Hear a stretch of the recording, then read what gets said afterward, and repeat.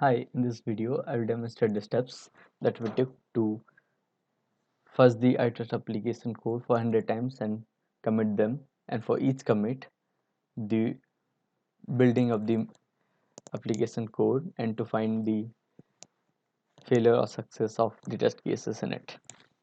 To start with, this the code that we have used to do the fuzzing for 100 times is similar to the fuzzer code that we already demoed. In addition to that, we have a loop that does the changes for 100 times and then triggers the build for those 100 times. We also make sure to parse the CO file reports that are generated from this build and then analyze them to find the status of each of the test case. Since this process takes a really long time, we have persisted the results that we get from main.js into an object called test results, which we can see now.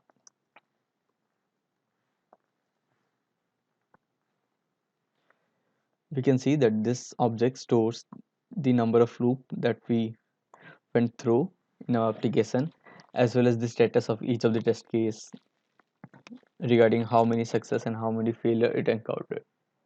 For example, this test case that is present in transaction logger test is named test log transaction and it has 98 success and 0 failure. This would imply that this is a useless test.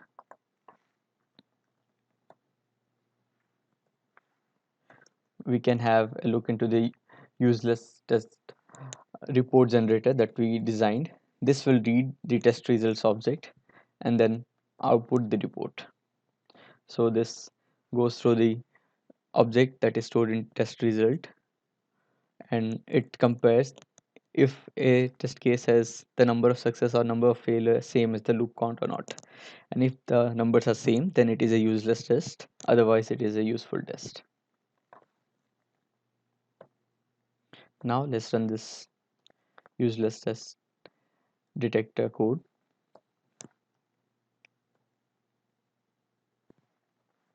I'll try to persist it in a file and have a look.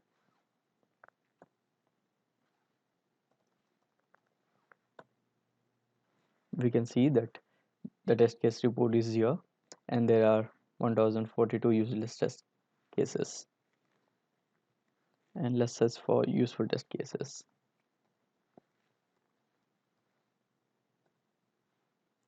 We can see that it also detected 60 different test cases which are useful because they had a different number of success and failures during the whole 98 iterations.